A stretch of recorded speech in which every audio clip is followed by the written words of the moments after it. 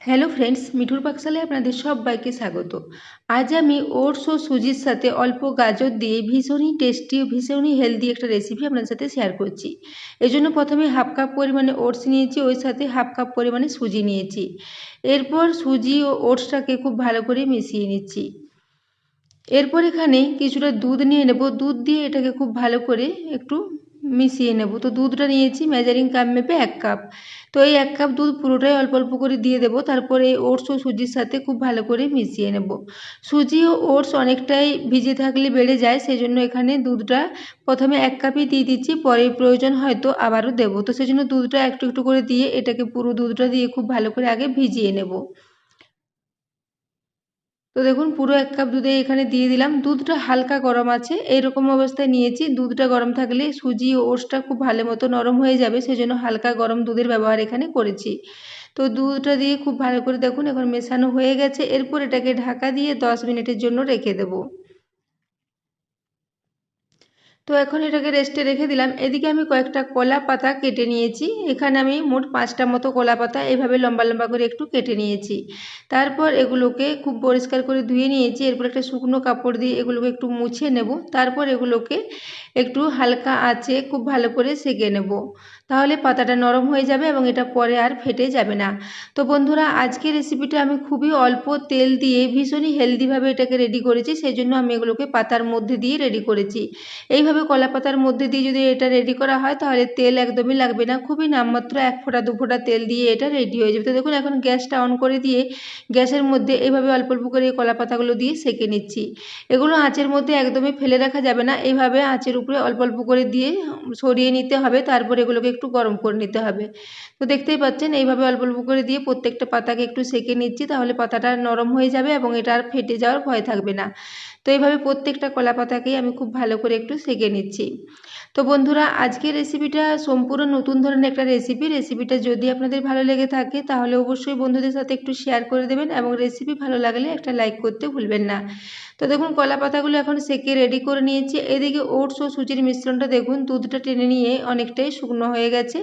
এরপর এখানে আমি অর্ধেকটা পরিমাণে গাজর নিয়েছি, গাজরটা খোসা ছাড়িয়ে পরিষ্কার করে ধুয়ে নিয়েছি। এরপর একটা ছোট গ্রেটারের সাহায্যে গাজরটাকে এইভাবে গ্রেট করে নেব। তো পুরো গাজরটা গ্রেট করে নিচ্ছি। তো গাজরের এই গোড়ার দিকের অংশটা একটু বাদ দিয়ে দেবো। গোড়ার দিকের অংশগুলো অনেক সময় শক্ত থাকে, সেজন্য গোড়ার দিকের অংশটা বাদ দিয়ে কিছুটা গাজর এখানে গ্রেট করে নিলাম। তো দেখুন এইভাবে গাজরটাকে গ্রেট করে নিয়েছি এবং গোড়ার দিকের অংশটাকে এখন বাদ দিয়ে দিচ্ছি।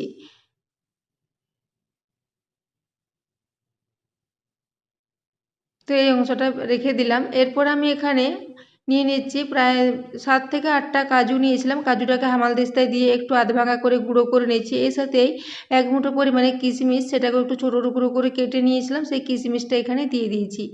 এরপর এখানে দিয়ে দিচ্ছি প্রায় 3 চা চামচ পরিমাণে নলের গুড়। এখানে আমি গুড়টা একটু কমই ব্যবহার করেছি। আপনারা যদি রেসিপিটা একটু বেশি মিষ্টি খেতে চান সেক্ষেত্রে আবার একটু গুড় মিশিয়ে নিতে পারেন। তো এখানে আমি ঝোলা নলের গুড় নিয়েছি 3 চা চামচ পরিমাণে। আর এখানে কোনো উপকরণ বিশেষ লাগবে না, এটা দিয়ে রেসিপিটা ভীষণ হেলদি ও ভীষণ টেস্টি মতো রেডি হয়ে যাবে। এবং গুড়টা দেওয়ার জন্য এর মধ্যে বেশ একটা মিষ্টি ভাব আসবে। আর এছাড়া এখানে কাজু কিশমিশ দেওয়া আছে, সেজন্য এর মধ্যে খুব ভালো একটা টেস্ট আসবে। তো দেখুন আমি এখন এই ওটস ও সুজিটার সাথে সমস্ত কিছু দিয়ে খুব ভালো করে মিশিয়ে নিচ্ছি। তবে আপনারা চাইলে এখানে হালকা করে একটু 1/4 টিস্পুন পরিমাণে লবণের ব্যবহার করতে পারেন, তবে আমি এখানে আর লবণের ব্যবহার করিনি। লবণ ছাড়াই এটাকে এইভাবে একটু রেডি করে নিয়েছি। এই রেসিপিটা একটা মিষ্টি রেসিপি। এইরকম ধরনের রেসিপি আপনারা সকালে ব্রেকফাস্টে বা বাচ্চাদের স্কুলের টিফিনে বা বিকেলের দিকে হালকা ফুলকা খেতে ইচ্ছে করলে এরকম ধরনের রেসিপি ট্রাই করতে পারেন। ভীষণই হেলদি, খুবই অল্প তেল দিয়ে এটা রেডি হয়ে যাবে। তেল মানে নামমাত্রই লাগবে, একদমই লাগে না। দু এক ফোঁটা কলা পাতাতে যা লাগে, কলা পাতাগুলো একটু তেল মাখিয়ে নিতে হবে, তাহলে এগুলো খুব ভালো মতো পাতা থেকে উঠে আসবে। তো আমি দেখুন এটাকে এখন খুব ভালো করে সব কিছুর সাথে মিশিয়ে নিচ্ছি এবং দুধটা গরম দিয়েছিলাম বলে ওটস ও সুজিটা দেখুন খুব ভালো মতো মিশে গেছে।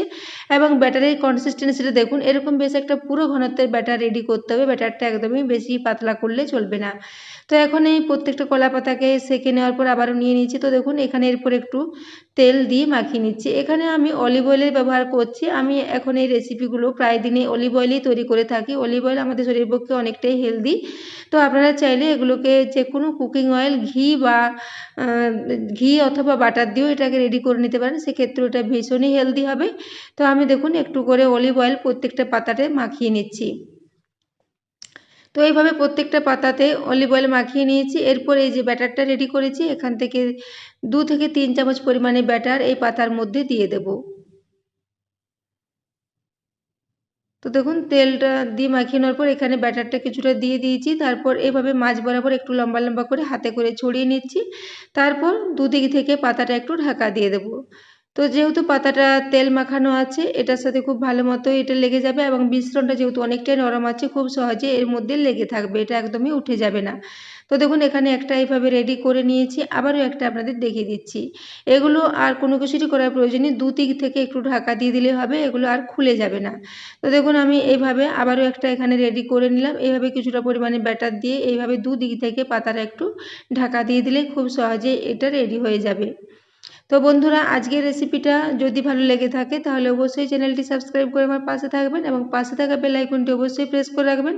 তাহলে আমি যে কোনো নোটিফিকেশানে ছাড়ি না কেন তা সবার আগে আপনার কাছে পৌঁছে যাবে।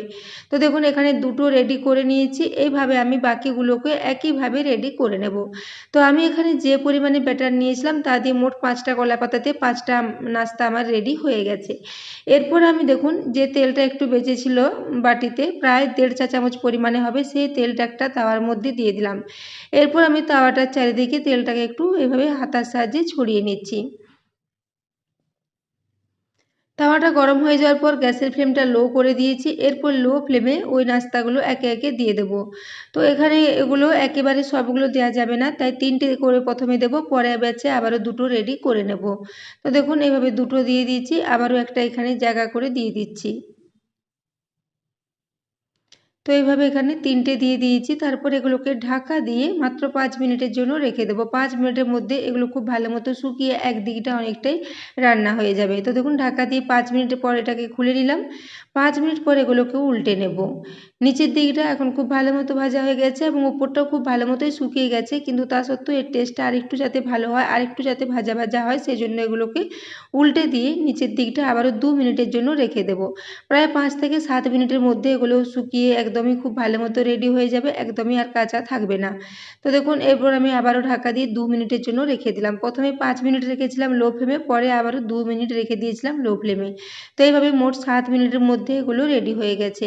এরপর এগুলোকে আমি তাওয়া থেকে তুলে নিচ্ছি। তো বন্ধুরা, আজকের রেসিপিটা বাড়িতে অবশ্যই একবার ট্রাই করবেন এবং কমেন্টে জানাতে ভুলবেন না আপনাদের কেমন লেগেছে। তো দেখুন এরপর আমি এখানে 3টে তুলে নিয়েছি। এইভাবে আবারও যে 2টো রয়ে গেছে ওইগুলোকে একইভাবে একটু রান্না করে নেব। তো সেজন্য এখানে ফ্রাই প্যানে আমি আবারও খুবই অল্প পরিমাণে একটু তেল ছড়িয়ে দিচ্ছি, প্রায় 1/2 চা চামচ পরিমাণে। তাওয়াটাতে যেহেতু কিছুটা তেল হয়ে আছে সেজন্য আর পরে বেশি তেলের ব্যবহার করতে হবে না। প্রায় 1/2 চা চামচ পরিমাণে তেল দিয়েছি, তারপর হাতার সাহায্যে আবারও তেলটা খুব ভালো করে একটু মাখিয়ে নিলাম। এরপর আমি এটাকে যে 2টো রয়ে গিয়েছিল সেই 2টো আবারও দিয়ে দিলাম। তারপর একই পদ্ধতিতে প্রায় 5 থেকে 7 মিনিট সময় ধরে এগুলোকে একটু রান্না করে নিচ্ছি। তো এইভাবে দেখুন প্রথমে 5 মিনিট ঢাকা দিয়ে রেখেছিলাম, পরে এটাকে ঢাকা খুলে নিয়ে আবারও একবার উল্টে দেব।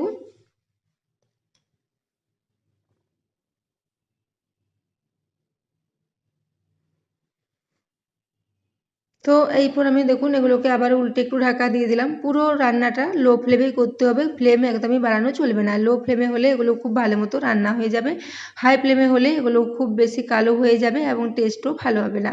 তো দেখুন এই জন্য আমি এগুলোকে লো ফ্লেমে 7 মিনিট ধরে সময় নিয়ে একটু রান্না করে নিচ্ছি। এখন আমার সবগুলোই রেডি হয়ে গেছে।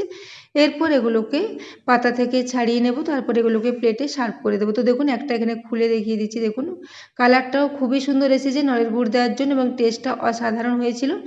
তো দেখুন একটা এখানে খুলে দেখিয়ে দিচ্ছি, দেখতেও খুবই সুন্দর হয়েছে এবং ভীষণই নরম হয়েছিল। এগুলো ঠান্ডা হওয়ার পরও একই রকম থাকবে, একদমই শক্ত হয়ে যাবে না। তো এইভাবে সবগুলোকে পাতা থেকে ছাড়িয়ে নিয়ে একটা প্লেটের মধ্যে আমি সাজিয়ে নিচ্ছি।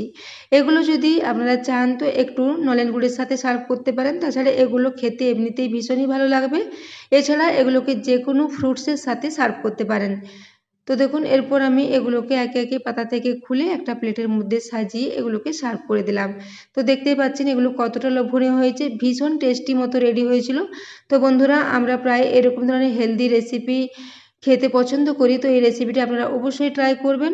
তো দেখুন একটা আপনাদের ভেঙে দেখিয়ে দিচ্ছি, ভীষণই নরম হয়েছে, এগুলো একদমই শক্ত হবে না, ঠান্ডা হওয়ার পরেও এগুলো একই রকম থাকবে।